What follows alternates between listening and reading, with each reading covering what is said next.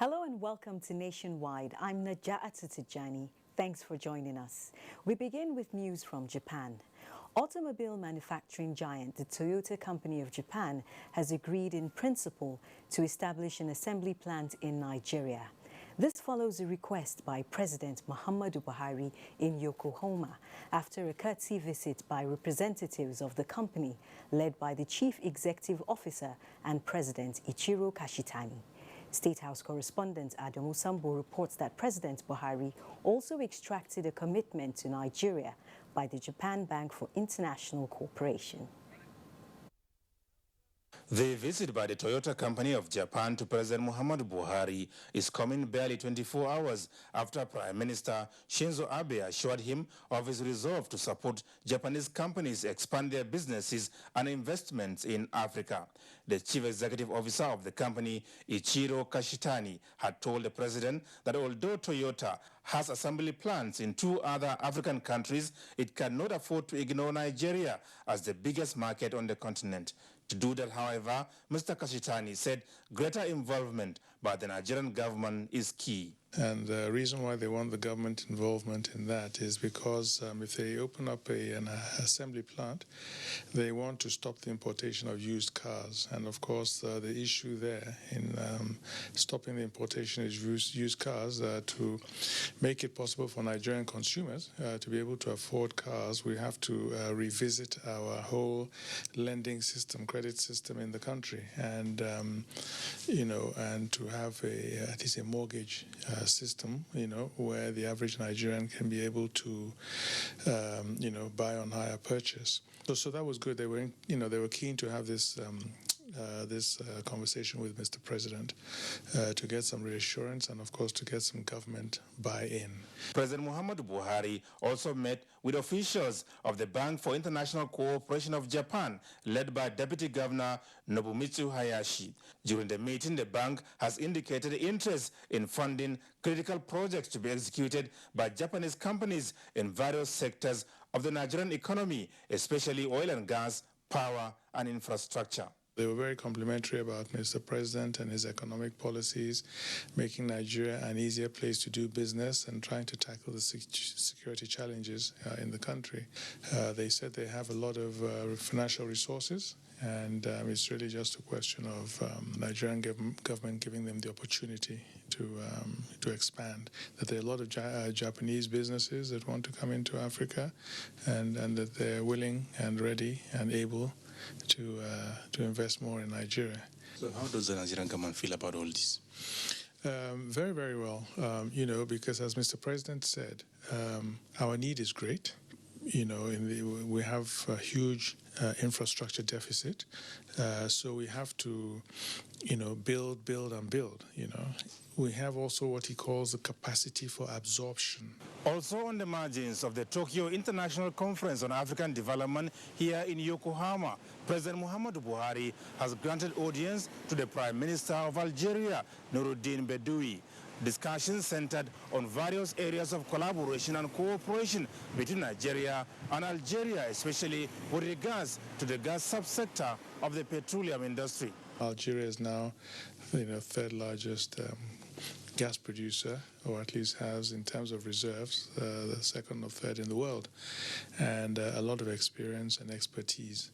And so we're looking at greater cooperation between Nigeria and Algeria in that field.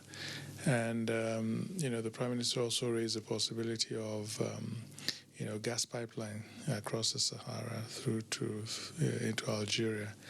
Of course, Mr. President pointed out that we're already looking at those possibilities, one along the coastline going around to the north of Africa and one across the Sahara, and then also a Trans-Saharan highway, which is actually almost complete. Into Algeria, across to Nigeria. It stopped at the moment in Niger, and there's just a small stretch that needs to be completed. If the promotion of foreign direct investment in Nigeria is the essence of his multilateral engagements, then without doubt, here in Japan, President Muhammadu Buhari has made a very good case to the nation's potential partners. This is also an indication that his initiatives on making Nigeria a more friendly country to invest in is yielding the desired results. From Yokohama, Japan, Adamu Sambu, NTA News. President Muhammadu Buhari rejoices with Borno State Governor Professor Babagana Umar Zulum as he clocks the golden age of 50. A statement by the Special Advisor to the President on Media and Publicity, Femi Adesina, says Governor Zulum, who is on the presidential delegation to the 7th Tokyo International Conference on African Development, TICAD 7 in Yokohama, Japan, received a goodwill message from the President. President Buhari wishes him good health, long life and strength to serve his people dutifully, having been inaugurated as governor May 29th this year. Professor Zulum, an academic and politician, holds a PhD in soil and water engineering and was Commissioner for Reconstruction, Rehabilitation and Resettlement under the Kashim Shettima administration. Stakeholders on peace and security in Nigeria are unanimous on the domestication and implementation of the United Nations Security Council Resolution 2250 on the youth, peace and security agenda to achieve sustainable peace and development. This was their stand at a stakeholders conference on the UN resolution in Abuja. Hamman Jabani reports. The United Nations Security Council at its 73rd meeting in 2015 adopted the Resolution 2250, recognizing the important and positive contribution of youths in maintaining and promoting peace and security, as well as threats to stability and development posed by the rise of radicalism among youths. It is in the light of this that the Institute for Peace and Conflict Resolution and the Center for Sustainable Development and Education in Africa brought stakeholders under one roof to brainstorm as member states to consider the framework that will provide ways voice of youth could be heard.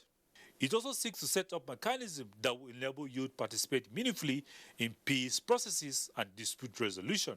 Obviously, it is the youth that will be at the vanguard of making sure that peace building and peace building efforts are maintained. This is what the resolution is trying to let everyone know, that young people are not the problem. Young people should be seen as part of the solution.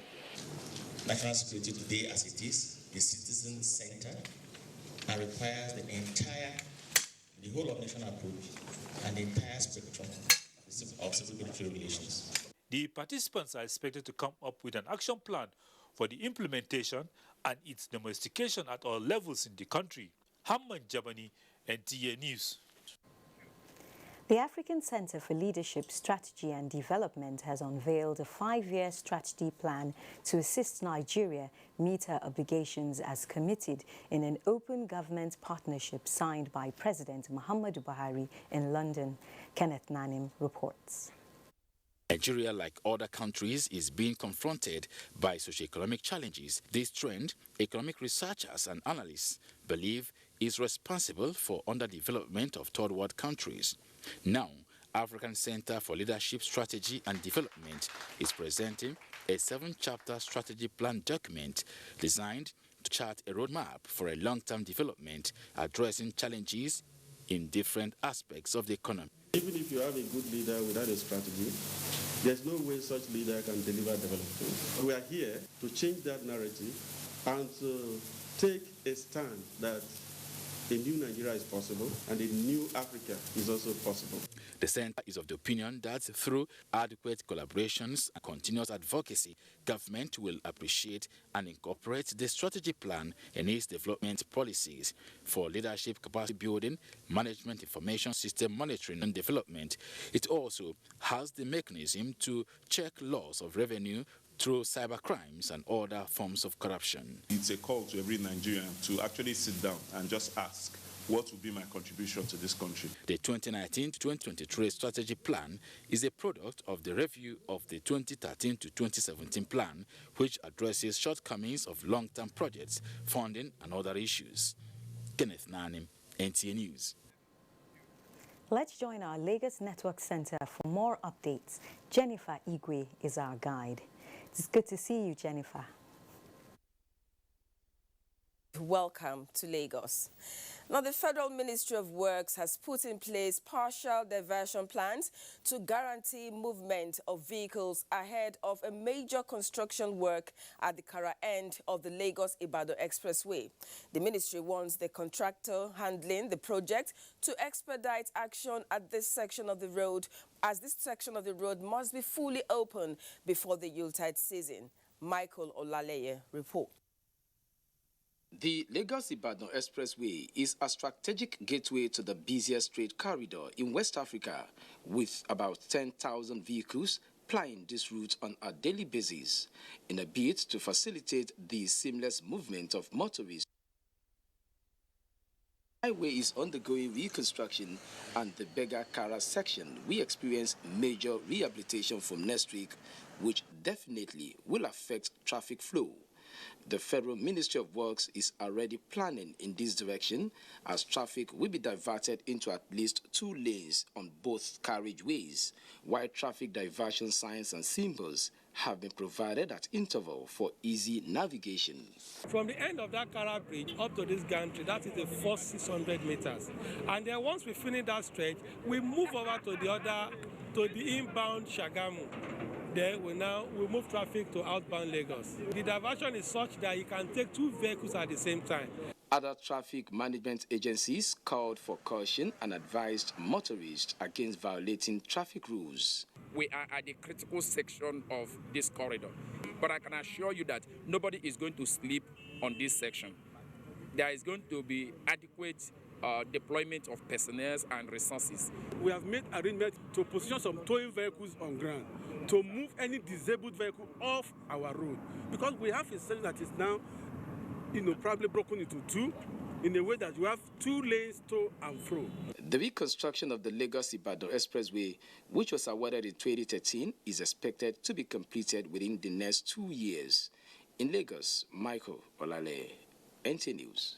Now, funding children's program content remains paramount in promoting and projecting Nigeria's culture as against Western ideologies that have dominated digital space.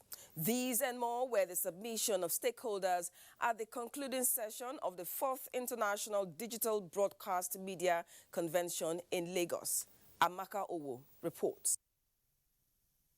It is the view of some broadcast practitioners that foreign culture is gradually infiltrating into the minds of the Nigerian child as foreign content dominates the global digital space. This forum has created opportunity for deliberations to address this challenge. This is the right time and urgently to intervene in the Nigerian children content and propagate the Nigerian ideology. So they are forcing down on our throats, on the throat of our children, content that is already tailored for their own future. Way ahead of time. And that is not what we are doing. Broadcast content providers and technology experts have also harped on the need to bridge the existing gaps in radio broadcasting, especially traditional radio as well as digital radio. Any content creator that is not creative in his own mind is going for extinction. Internet is not free, so for a lot of people, it might be a challenge, that to stream audio content 24 hours is expensive. Other operators, including those from the government, advocate reducing monopoly, dearth in infrastructure in the digital broadcasting space. We know about. There are other ways that we can transmit our signals via IPTV, OTT. Industry players also call for active action for better content and technology. In Lagos, Amaka Owo, NTA News. And to the environment, land use policies and town planning are major determinants on the possibility of managing flooding in flood-prone areas. These were the submissions of experts while preferring solutions to the menace of flooding in Lagos. Awal Yusuf Jibo tells us more. Effective adaptation to rising flood issues, such as building underground tunnels, especially in flood-prone areas, have been described as effective methods of combating flooding. Lagos being on the lower side of the map would have any effect coming from the River Niger and River Benue, will have serious effect in the deltaic area and the coastal plain sands. Environmental experts further explained that flooding is caused by inadequate capacity within the banks of rivers to contain the high flows brought down from the upper catchments due to heavy rainfall. An underground tunnel where water could come in, travel, and similar to what obtained in, say, the Netherlands. People do construct in floodplain, places that are not supposed to be constructed because they block flow of rainwater, for example, which we know is one of the natural causes of flooding. Apart from loss of life and damage to property, experts say it harbors insecurity and fear in the minds of people living in floodplains, which poses a threat to national development. So the citizens must first change their ways, their attitude to the environment, because when there is flooding, the most affected are the citizens. It was therefore agreed that a multidisciplinary approach should be applied to tackling the dangers of flooding in the country. In Lagos, Awal Yusuf Jibo, NTA News. That's a contribution from Lagos. Nationwide continues in Abuja after this commercial break.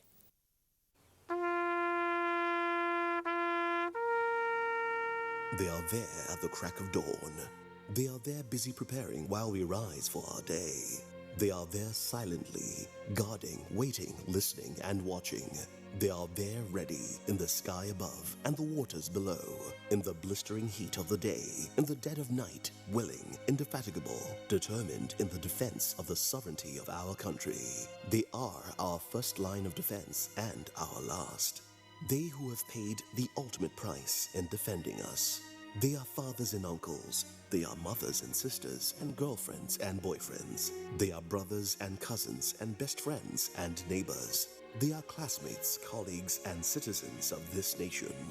They are our defenders and deserve our respect, our prayers, our thoughts. Nigeria, please support our armed forces. These days, people get their news and information from more media sources than ever before. Some of the news and information given are fake, unverified, doctored, and manufactured to create confusion, stir disaffection, and cause disunity. Before you believe or share any news, ask yourself, is this real? Is it from a credible source? Is it verified or verifiable? Fake news is dangerous. Whether you do it for fun or for political gains, real people can get hurt.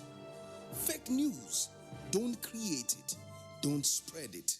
This is a public service announcement from NTA. Thank you. Thank you, sir. Prince, did you hear that? Of course I did. That is village master tune. Eh? So, Auntie Amebo was not gossiping then? Village master is celebrating 50 years. 50? Already? This is not a joke. It is a national celebration. NTA and Village Master family are commemorating 50 years. Hey, Prince, tell me, when is our golden jubilee? It is from the 8th to 11th of October, 2019. I have to go and get ready. It's time to party. Women. But we, men, will be there too.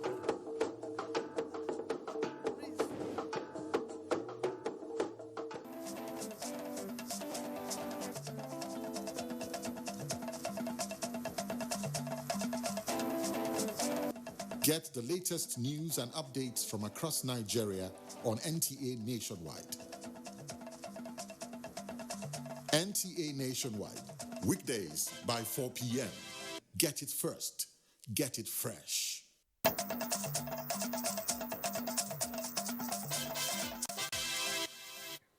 Thanks for staying with NTA Nationwide. Kogi State Governor Yahya Bello has emerged winner of the All Progressives Congress primary contest, having beaten 9 other aspirants. Corresponding election took place at the Confluence Stadium, Lokoja. Security was tight as 3,838 All Progressives Congress delegates filed out to cast their ballot to determine the party's flag bearer in the state governorship primary. 10 aspirants, including Governor Yahya Bello, contested for the position of clinching the party's ticket. After several hours of voting monitored by INEC officials, APC officials from Abuja, and agents of the aspirants, sorting and counting of ballot papers followed immediately. The returning officer and chairman, Kogi State APC Primary Electoral Committee, Jigawa State Governor Mohammed Badaru Abubakar, declared the result as follows. Yahya Bello, 3,091. This is to certify that Yahya Bello, having scored the highest number of votes cast, is hereby declared winner. Babatunde Irukera, who came second, polled 109 votes, while Hassan Abdullahi came third with 44 votes. In Lokoja, Solomon Ayedehi, NTA News. The All Progressives Congress felicitates with the Borno State Governor, Professor Babagana Umara Zulum, as he turns 50. The party, in a statement by its National Publicity Secretary, Lanre Isa Onilu, acknowledged challenges facing Borno State and also commended the sense of duty, energy, courage and proactive approach of Governor Zulum towards militating against the challenges within his short stay in office. The party expressed confidence that Governor Zulum's understanding of the issues and steps to address the devastation caused by Boko Haram insurgency will put the state on the path of sustainable development. Meanwhile, sequel to Nigeria's resolve to reduce visa fees paid by United States citizens, the visa issuing agency has complied with the directive by the federal government. Comptroller General of the Nigeria Immigration Service, Muhammad Babandede, said this after an evaluation of the service by Bureau of Public Service Reforms in Abuja. Adebola Brookslyn Sunday reports. The similarities and leadership role played by Nigeria and the United States in global and regional affairs have over the years defined their bilateral relationship. The Nigerian government recently approved a reduction in price for visa by U.S. citizens from $180 to $160, a development that the U.S. Embassy in Nigeria said may lead to the review of the reciprocity fee for approved visa to the U.S. Already, the Nigerian Immigration Service has commenced implementation of the order. It's the Minister of Interior who has the power to determine visa fee by our act. Based on the power conferred on him, he has asked me to reduce the visa fee for Americans to $160. This has been done, it's on our website. And I assure you that any American who applies for visa will be issued after paying only $160. On the 78 Nigerians involved in fraudulent activities in the U.S., the immigration boss said stringent measures have been taken. We are able to have access to Interpol database information 24/7 in a week, which is called I-247. This is an opportunity for us as an agency of government that is in charge of mobility and migration to make sure that any criminal who is globally wanted by any country whose name has been put into Interpol database cannot come to our territory, cannot reside in our territory, cannot be able to do business in our territory. The Comptroller General re-emphasized that there is no hiding place for criminals and that their actions do not represent what Nigeria stands for. Adebola Brookslyn Sunday, NTA News. Meanwhile, a statement from the United States Embassy in Nigeria says it looks forward to receiving African visas. Until such a time and confirmation of implementation, the reciprocity fees for approved visas to the United States will remain in place. The World Health Organization polio-free country by next year. The WHO senior representative and member National Polio-Free Certification Committee, Dr. Tena Namwangi, said this during a visit to the Emir of Dutse in Jigawa State. Muhammad Musa Askira reports.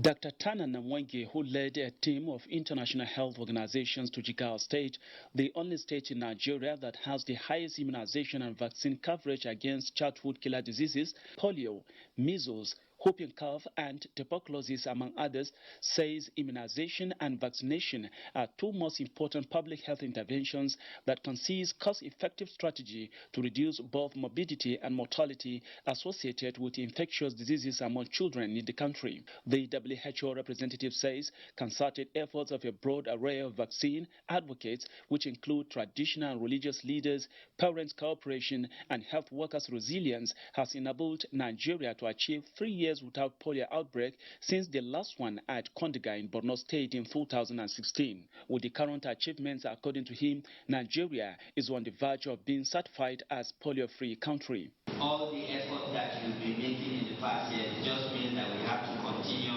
those activities to sustain.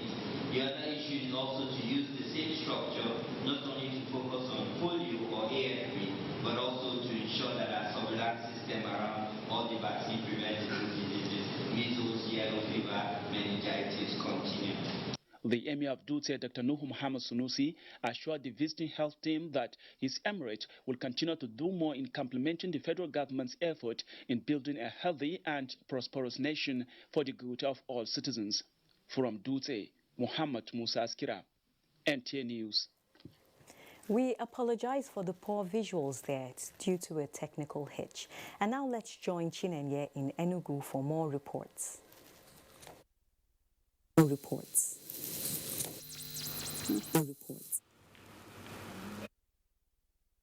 Naja Atu, and welcome to Enugu.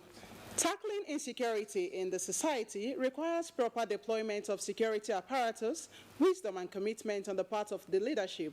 Speaking during a visit to the Enugu State Governor Ifeanyi Ugwuanyi, the prelate, Methodist Church Nigeria, His Eminence, Dr. Samuel Uche, expressed confidence that Enugu State government has all it takes to overcome the security challenges currently facing it. Susan Eze has the details. Disturbed by the current security challenges in the state, the prelate expressed delight over the recruitment, training and equipment of 1,700 forest guards and other vigilance groups by the state government to ensure there is no hiding place for criminal elements in the state. He described this as a right step in the right direction. Stressing the need for youth empowerment, the Methodist prelate enjoined Governor Ugwuanyi to totally return mission schools to the church for moral and spiritual upbringing of the youth. If we acquire entrepreneurial skills, it will have a multiplier effect on the development of the state, and crime rate will reduce, because these people will add to the economy of the state. Grateful for the prayers of the church for the government, Governor Ugwuanyi urged the prelate not to relent in speaking out in defense of the voiceless in the society. I will urge you to continue to inspire patriotism, national, constitutional leadership, and responsible citizenship for sustainable peace, unity, and national development, consistent with the mandate of the church. Accompanied by other church leaders, including Archbishop Chris Ede, the Methodist prelate, Dr. Samuel Uche, is on a tour of the Enugu Methodist Archdiocese. In Enugu, Susan Eze, NTA News. The Governing Board of Project Development Institute, PRODA, has commended President Muhammadu Buhari for his commitment to the diversification of the nation's economy through agriculture, science and technology, which it says has led to the increased funding for the institute to effectively carry out research and development. The board's chairman, Daniel Onje, made this known while briefing journalists at the end of the board's meeting in Enugu. Jude Abugu now reports. During its inaugural meeting at first facility tower of the complex in 2018, members of the board recalled that they received series of complaints and appeals bordering on career stagnation, dearth of training programs, acute infrastructural deficit, and gross underfunding. However, they noted at the end of the meeting that all issues concerning promotion, staff capacity building, and welfare has been addressed. The chairman highlighted some of the areas the board is giving priority attention to include revival of PRODA Staff School, upgrading of road network within the complex, and ultramodern e-library, among others. We intend to commence the setting up of our zonal offices in each of the 6 geopolitical zones and on the progress being made towards completion of its pencil project, the Director General said the project will rely on 100% local raw materials, while some production accessories and manpower development are being expected for the smooth takeoff of the pencil production. But what I want to assure you is that before the end of the year, the installation of these equipment that we just purchased for use waste paper would have been done. Other projects by the Institute, as enumerated by the chairman, include lithium-ion battery research, smokeless coal biomass briquettes, and establishment of PRODA Technical College. In Enugu, Jude Abugu, NTA News. As part of efforts in ensuring quality teaching and learning in nomadic education, the National Commission for Nomadic Education has organized a 3-day workshop on capacity development for members of Nomadic School-Based Management Committee in the Southeast Zone. Nena Igwe reports. 76 participants were drawn from 5 states in the Southeast. Representing the board chairman, Professor Gidado Tahil, says the program is aimed at promoting teaching and learning, especially in nomadic schools, as well as bridging the gap between government schools and the communities. This workshop is organized to ensure that the skills and competence of the SMRC are shepherded to effectively perform their responsibilities as agents of social change. The Director of Social Mobilization, Professor Mohammed El Nafat, Executive Secretary Professor Bashir Usman, said the workshop will reduce the increasing number of out-of-school children and encourage more purpose enrollments. Strategy, to a great extent, accelerate the process of out-of-school children, OOS, especially as it relates to nomadic education program. The resource person advised participants to put the skills into practice for effective delivery. The aim of the workshop is to give them capacity to be able to deliver on the job in their various nomadic schools. Some of the participants described the workshop as timely. The Southeast training preceded North-South training due to take place in Gombe State. In Enugu, Nena Igwe, NTA News. And that is our contribution from Enugu. We'll now join our Sokoto Network Center, where Asmau is standing by with more reports from that zone. Hello, Asmau. It's over to you. Hello, Chinenye. Good afternoon and welcome to Sokoto. Sultan Muhammad Saad Abubakar has commended clerics world over for preaching of peace and other Islamic ideals in promoting unity and progress in the society.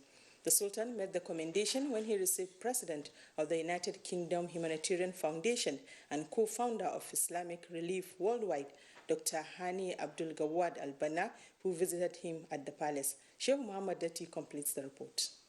Sultan Muhammad Saad Abubakar described humanitarian gesture as an important tool that keeps unity, peace and stability among the people. He challenged government at all levels to partner with agencies that are out to help humanity. He called for more enlightenment of the people on the dangers of cutting down trees, advocating for lasting solution to afforestation. We are very, very committed to seeing through Islamic ideals, principles in whatever we do in our lives.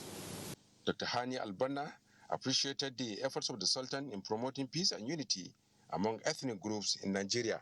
Where we brought about nearly 25 or 30 organizations from different parts of Nigeria to discuss resilience, to discuss climate change, to discuss what's happening to us in Nigeria, especially for the areas of conflict. He acknowledged the effort of the Sultan in assisting the less privileged and vulnerable groups in the society. In Sokoto, Show Muhammad Detti, NTA News. Hundreds of Fulani people who fled Zamfara state due to spate of insecurity are now massively returning to the state. Some groups of Fulani women stated this when they visited wife of the Zamfara state governor, Haji Bilkisu Bello Muhammad, to express their happiness over the return of peace to the state as a result of the ongoing dialogue initiative. Salamatu Umar reports. Over 1,000 Fulani women recently converged at the residence of the wife of Zamfara State Governor Haji Bilkisu Bello to express their gratitude at the effort made by the present administration to tackle insecurity in the state. Some of the Fulani women who spoke said they left the state due to the issue of killings, kidnapping and cattle rustling, but now they have returned home and are going on with their normal businesses. The initiator of the Fulani Women Association, Aisha Abdugusau, said there is urgent need for the state government to reconstruct the already destroyed Fulani schools in their villages. Wife of the Zamfara State Governor Haji Bilkisu Bello said her husband has promised to bring back all Fulanis who have migrated to other neighboring states due to the past insecurity in the state. The wife of the governor later donated clothing materials and cash to the Fulani women to show her gratitude to them for the visit. From Gusau, Salamatu Umar Abdullahi, NTA News. And that's it from Sokoto. The news will continue with Naja'atu in Abuja. Good afternoon. Thank you. Change, they say, is dynamic. Imagine a future in Nigeria where automobiles are electric rather than fossil fuel ones. Well, that narrative is gradually becoming a reality, and Nigerian engineers are preparing for that, with the Nigerian Society of Engineers making the theme for its 2019 Engineering Week, Energy Evolution in the 21st Century, the role of the Nigerian engineer. Ruth Agwele tells us more. For the past 5 years, Yakubu Sharif Akonji has been working on this quad cycle that uses electric energy, a fifth design prototype. His desire is to promote made-in-Nigeria electric automobile for sustainable renewable energy. It was born out of aligning ourselves with the program campaign on global climate warming. Hopefully, from this open vehicle, we are hoping we could, we are hoping to build I'm going to luxury vehicle manufacturing too, as time goes on. And just like Yakubu, these young engineers at the 2019 Engineering Week are being challenged to hone their skills by tapping into global technological trends and explore opportunities for the country to transit to renewable and sustainable energy, which experts believe are more efficient, cost-effective, and enhance health benefits. Many countries in the world are beginning to phase out the production of conventional vehicles, and they are moving into electric vehicles. And Nigeria is one of the highest consumers of cars. We need to create awareness. We need to inform the masses to also get conscious of this issue. More people are believing that electric vehicle is doable. It is something engineers have keyed into. It is the belief here that encouraging local manufacturers and inventors like Yakubu will promote the production of electric vehicles in the country, which will create more job opportunities, control emission through policies that will provide the basic infrastructure. In Abuja, Ruth Aguela, NT News. Gombe State has commenced the implementation of Best Education Service Delivery for All, an initiative of the federal government aimed at taking more than 13 million out-of-school children in the country back to school. Emmanuel Akila reports. A new narrative on the direction of education development in Nigeria. The federal government, working to reverse the disturbing statistics of education backwardness in the country with a new initiative of Best Education Service Delivery for All, BESTA. The community engagement meeting in view of household mapping, listing and enumeration of out-of-school children in Gombe State marks the commencement of the implementation of BESTA in the state. If an Alarama or Sheikh has children in this place, let him know that we'll provide them with school uniform, we'll provide them with school shoes, we'll provide them with the basics that they need, the learning materials, and we shall make sure that their welfare is taken care of. The government raises internal funds for this purpose and also enjoys the support of international partnership. Education is one of the key priorities for us in Nigeria and globally also. And when it comes to Nigeria, we see unacceptable level of children out of school. States like Gombe, who quickly key into the initiative, have become early beneficiaries of the first tranche of World Bank intervention to mop up out-of-school children from the streets.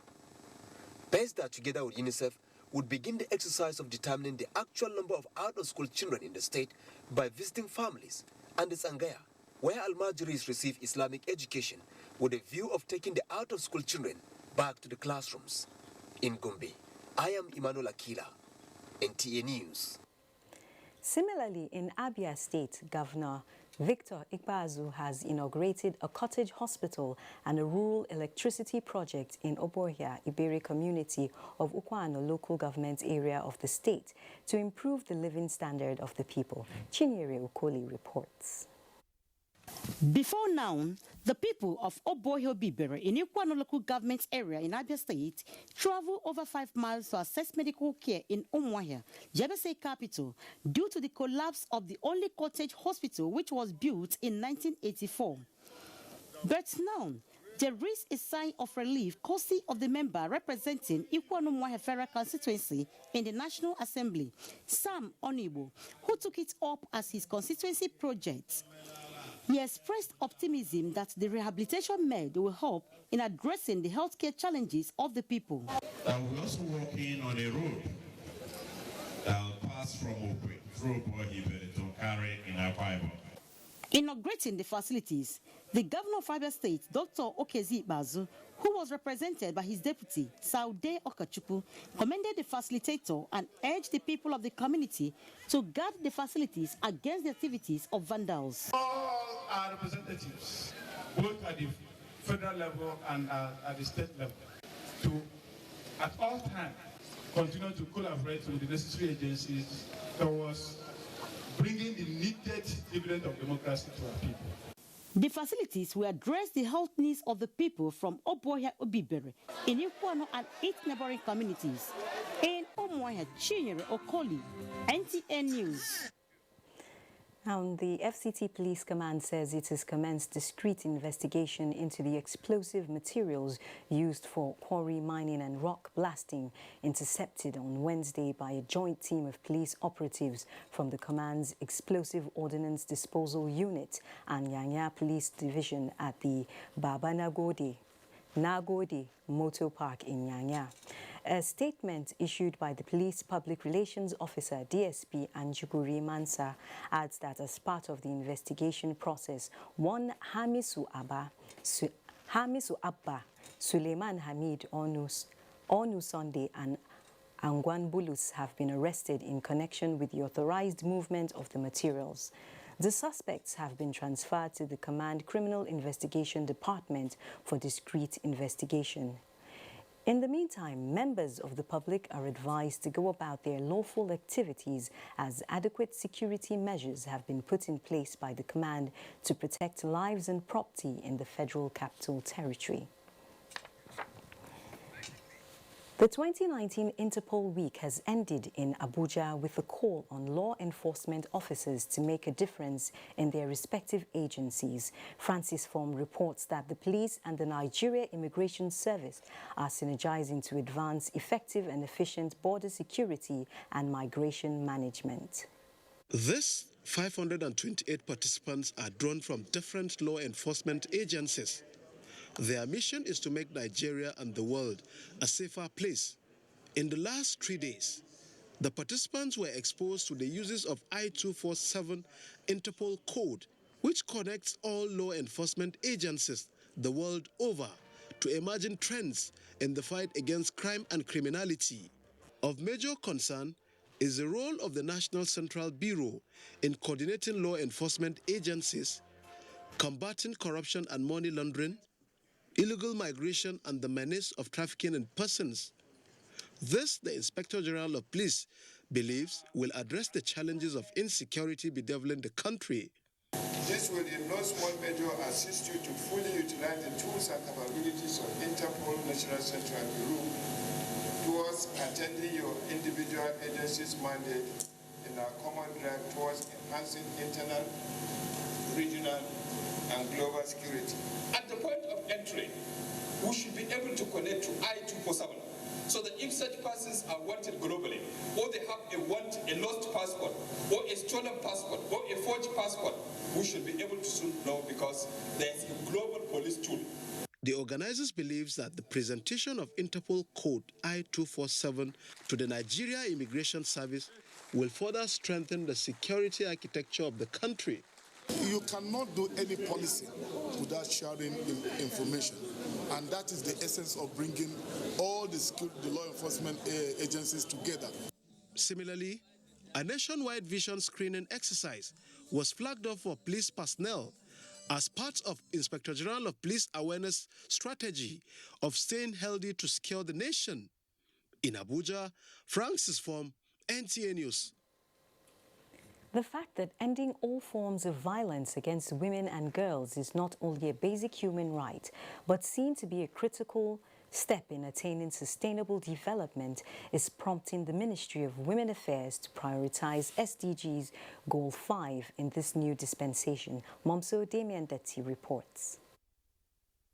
Call it networking or collaborations and you won't be wrong, but the women are all at work to ensure that the SDGs Goal 5, gender equality, is achieved. The efforts to synergize and link up with the right people and organizations, one of whom is the UN Deputy Secretary General, are all geared towards affording women political, economic, and social liberation. To have women at the center of development, to attain equality, justice, and rights. And I think that we've come a long way in Nigeria. There is so much more to do, and as you assess what we have done in this country, in Africa, and the rest of the world, we will see the successes that we've had, but we will also see the remaining gaps for which we have to rededicate ourselves for the plight of women and of children. It's a good sign for this administration and for my presence in this ministry. I want to sincerely thank you for taking time out of your very busy schedule to be here. The good work you are doing out there in New York has really made us proud. For the women, the next level signifies moving beyond the talk to the work. Momso Damian Dati, NTA News. Thank you, Momso. It's time for a break. More news when we return.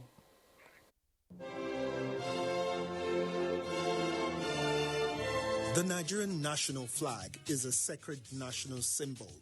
It is a mark of patriotism and a show of love for our nation to fly the national flag correctly, in the right colors, right dimension, and in the right sizes for each occasion. In recent times, it has been noticed that government offices, corporate organizations, banks, embassies, and other notable institutions fly faded, shredded, and haggard-looking versions of the national flag. This is wrong and must stop. It has also been noticed that some citizens prefer to popularize the national flag of other nations. Fellow countrymen and women, let us be patriotic. Come, let us show love for our motherland. Fly the correct versions of our national flag in all relevant places. Be patriotic. Be proud ambassadors of our great country. This message is from the National Orientation Agency.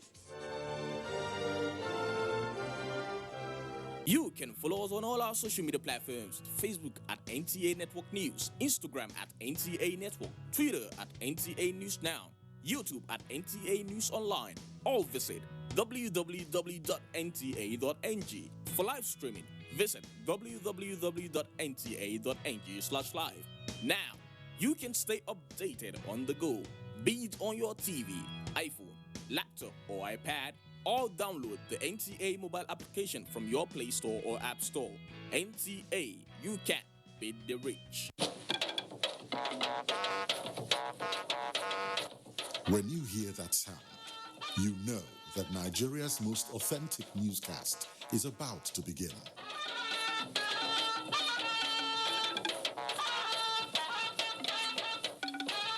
NTA Network News, breaking the news for over 40 years.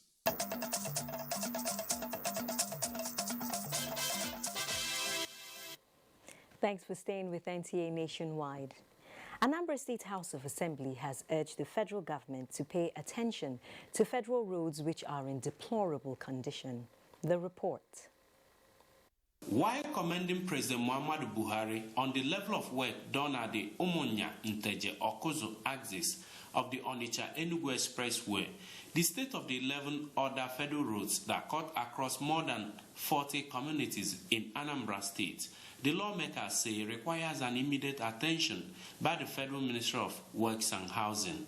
Where there won't be an immediate construction job, there has to be a rehabilitation. You take statistics of number of persons who die daily on these federal roads. Mr. Speaker, we won't sit here and speak a lot of English. The people that you and I in this honorable chamber represent, they are the ones that are suffering. After going through that very bad road, they will come back and spend their money to repair. The lawmakers say as partners in progress in the Greater Nigeria project, the Anambra State House of Assembly will always complement federal government's efforts at strengthening the tenets of democracy in the country. And this is the Enugu Agidi, Umuokuoka Amobia axis of the Enugu Onitsha Expressway. And one of the federal roads, the Anambra State House of Assembly, is making a case for federal government's urgent intervention in order to alleviate the challenges being faced by motorists plying these federal roads. From Amobia, Chukwunonsonwa Bueze, NTN News. Nigerians, irrespective of faith and race, have been advised to live up to the best values of humankind. Vice President Yemi Osinbajo, at the opening of a National Muslim and Christian Youth Summit in Abuja, underscored the need for peaceful and harmonious coexistence among all Nigerians. State House correspondent Jide Onifade reports. Vice President Yemi Osinbajo recounts the act of humanity of Imam Abubakar Abdullahi, the 83-year-old Muslim cleric who saved the lives of 262 Christians in June 2018 at Nga-Yelwa area of Plateau State during an attack. The Vice President also cites examples from the holy books which he says the people could emulate by showing compassion, empathy, and selflessness in dealing with others. Yet our Constitution speaks in the clearest and highest terms of our national commitment to the equality of all Nigerians, regardless of ethnicity, religion, or status. It speaks of the imperative of all individuals and governments to respect the rights and dignity of every Nigerian.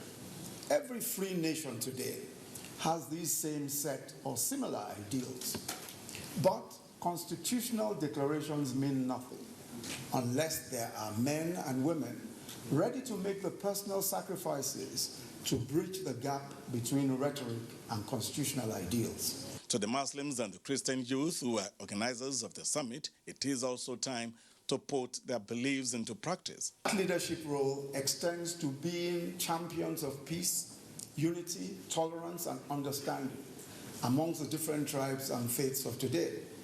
And indeed, the future belongs to you. The greatness of that future will depend on the sacrifices that you are prepared to make. The great conflicts of our time is not between Islam and Christianity. but between extremism and human solidarity, between the forces of hate and intolerance and those of empathy and peace. The theme of the summit is towards peaceful and harmonious Nigeria, the role of Christian and Muslim youths. The conference is most timely, and I call on all religious leaders gathered here today that we have a very, very big role and a serious assignment on our hands as far as our youths are concerned. Is to be tolerant with one another, to appreciate that God that created all of us has a reason for giving us Nigeria.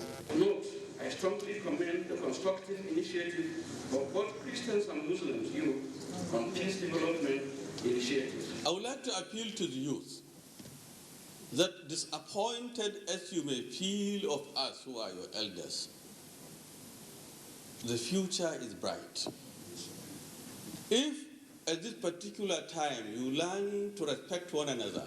Well, it is a common saying that the future belongs to the youth, but the Vice President has always insisted that the future is here, and today is the right time for the youth of the country to take up the challenge of building a greater nation.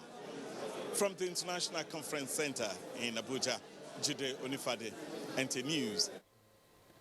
On behalf of the Federal Executive Council and Nigerians in general, President Muhammadu Buhari sends condolences to the government and people of Gambia over the passing of former Gambian President Sir Dauda Kairaba Jawara.